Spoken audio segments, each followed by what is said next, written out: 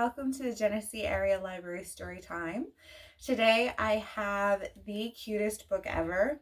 It's called The Cat, the Dog, Little Red, The Exploding Eggs, The Wolf, and Grandma. And it was written by Diane and Christian Fox.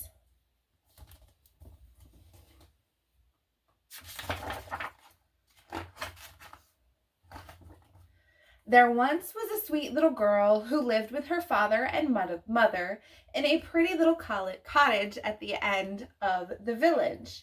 She always wore a red cape with a hood, which suited her so well that everybody called her Little Red Riding Hood. What is this? It's a story about a little girl who always wears a red cape with a hood. Cool! I love stories about superheroes. What's her special power?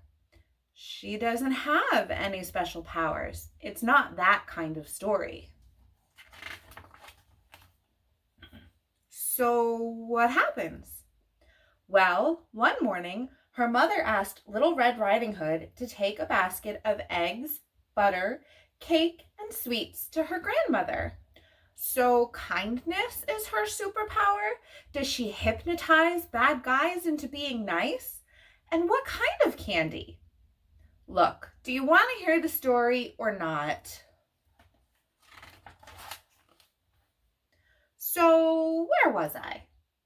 Oh yes, Little Red Riding Hood was on her way to Grandma's house when she met a wolf. A wolf? Excellent! They're always the bad guys in stories like this. I bet she zaps him with her kindness ray. She does not have a kindness ray. She has a basket of eggs and butter and cake and sweets.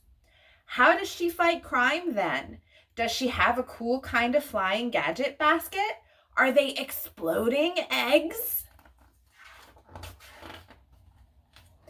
There's no kindness ray, no flying basket, and no exploding eggs.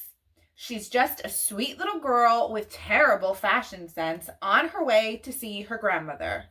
Oh, okay, so let's hear the rest of the story. Well, the wolf asked Little Red Riding Hood where she was going, and she said Grandma's house. So the wolf said goodbye and secretly headed to Grandma's house. Hang on! Why doesn't the wolfman try to eat Hood Girl then and there? You're doing this on purpose, aren't you? How should I know why he didn't eat her?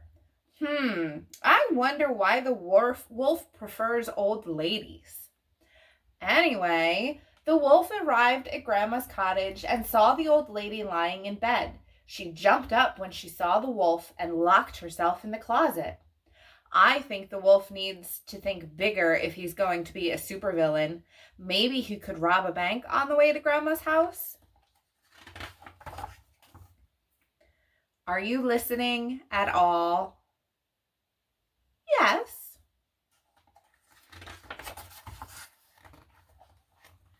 Okay, so Grandma leapt out of her bed and locked herself in the closet to be safe. Then the wolf put on some of Grandma's clothes and climbed into bed, waiting for Little Red Riding Hood to arrive. Hang on. So now you're saying he does want to eat her? Yes. Anyway, this is my favorite part. She arrived and said, "What big eyes you have, Grandma." And the wolf replied, "All the better to see you with." She's not very bright, is she? I mean, if there was a wolf dressed up as my grandma, I might have noticed it right away. And Little Red Riding Hood said, "What a big nose you have, Grandma." And the wolf replied, "All the better to smell you with, my dear." "Let me look at that book." And she said, "What big teeth you have, Grandma." And the wolf said, "All the better to eat you up." Yikes! But just at the last moment, Little Red Riding Hood's father arrived and chopped off the wolf's head with an axe. Gulp. and they all lived happily ever after. I'm not sure that the wolf was very happy in the end.